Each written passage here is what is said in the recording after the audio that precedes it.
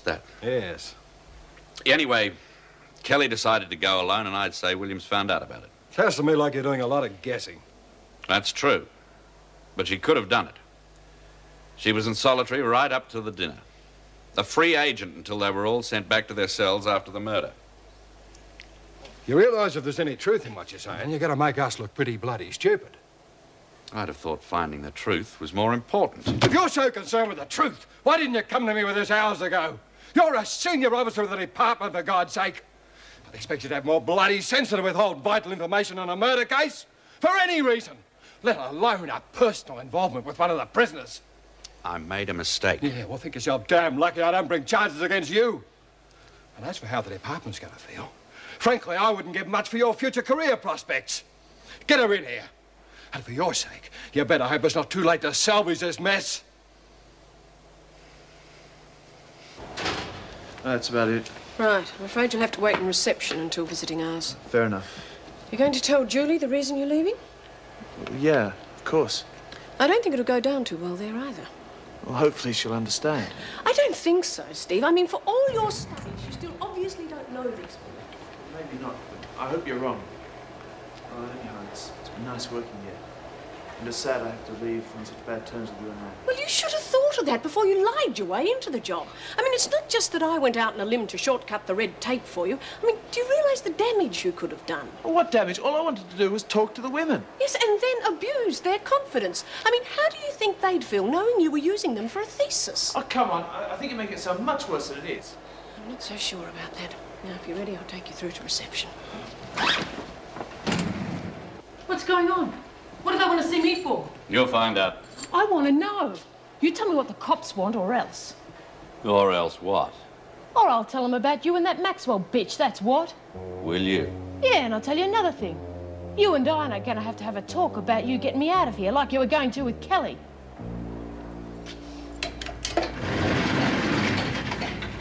The inspector's waiting. You think I won't tell him, don't you? You think I'm scared of you? I don't care what you do, Williams. The inspector knows all about it. And if Mrs. Reynolds doesn't already, she soon will. Do you really think I'd let myself be blackmailed by the likes of you or Kelly? Now move it. Yes? Janet Williams. Bring her in. Come on. I don't know what you want me for. I don't know nothing. No? We won't be needing you, Mr. Moran. Do I have to remind you that you're now a material witness in this case? Material witnesses do not remain present while other witnesses are being questioned. Of course. I'll talk to you later.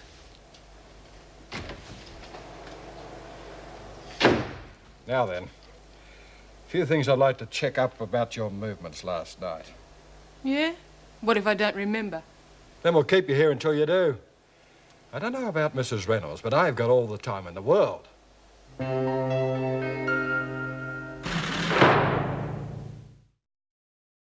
How could I have done it? I was locked up in the pound. You were already out when Kelly was killed. I checked. Then I was in the rec room playing pool. Who with? Myself. Everyone else was at that stupid party. And why weren't you? Because I don't like parties. Anyway, I wasn't invited. That's right. You were in Pringle's bad books, weren't you? Because you helped Kelly smuggle a knife out of his kitchen. Maybe that was the motive. You blamed Kelly for you not being invited to the party. Oh, grow up. I wouldn't kill her over something as stupid as that. So what would you kill her over? Nothing, I wouldn't. Not even if you brought her in on an escape plan and it looked like she was going to take it away from you? No. I know nothing about no escape. That's not what Bob Moran told me. Yeah? What's he said? What do you think he said? I don't know. No, bugger it. He offered to help me escape if I got the women to go easy on Maxwell. He's got the hots for it, did you know that? I know you're wasting my time, Williams. So why don't I tell you what happened? You found out about him and Maxwell and then thought up this clever little scheme for you and Kelly to blackmailing him into letting you go. But then you had second thoughts. You decided Kelly would just get in the way.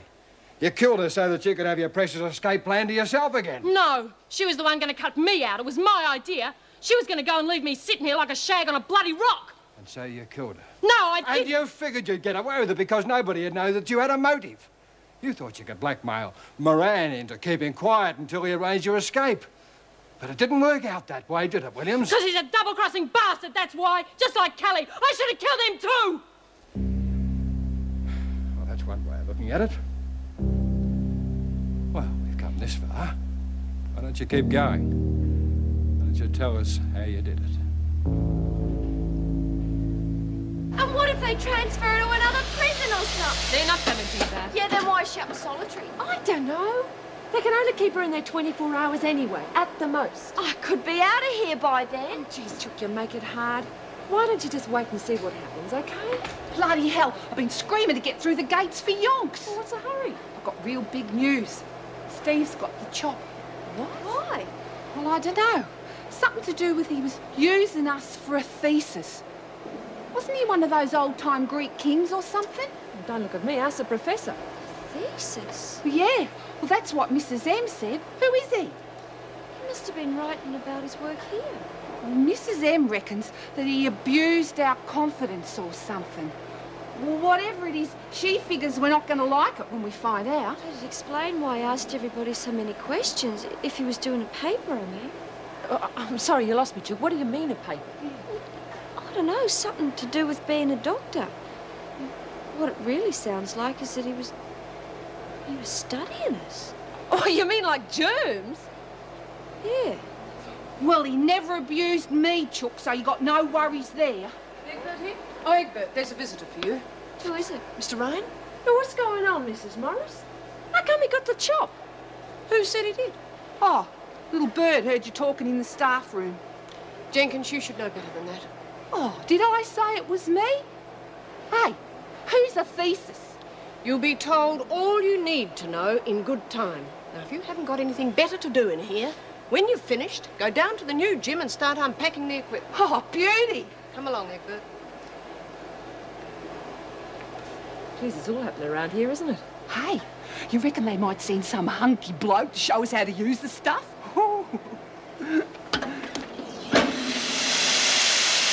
I have to leave the job and I want to explain. Yeah, I know. How? Oh, Alice overheard you and Mrs. M talking. Ah. And she couldn't make much sense of it, but then Alice doesn't know what a thesis is. Yeah, but you do. Yeah. So that's what you've been doing all this time. Studying us like laboratory animals. No, Julie, I want to learn how you all think so I can understand you. Then you should have been honest with us. You should have asked us if we minded, instead of pretending to care about us and lying and pretending to be our friend. And if I had, would anyone have talked to me? Well, I don't know. But that was our decision to make, not yours.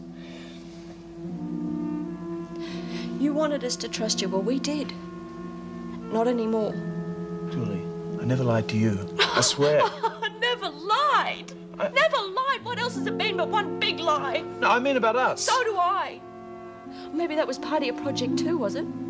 Find out how a lonely, naive kid would react if she thought somebody loved her. Julie, please believe me. Look, apart from my reasons for taking the job, I never lied to you about anything. You mean after all the conversations that we had, and all those things I told you about private feelings, you didn't use any of that in your thesis? Julie, you have to understand, when you're a doctor, there's something called professional detachment. You have to be able to... Yeah, I know what professional detachment is. I think that answers my question. Oh, God. Look, whatever else you believe about me, believe that I love you. I wish I could. Because despite everything that's happened, it's going to be really hard to get over you. But I'm going to do it.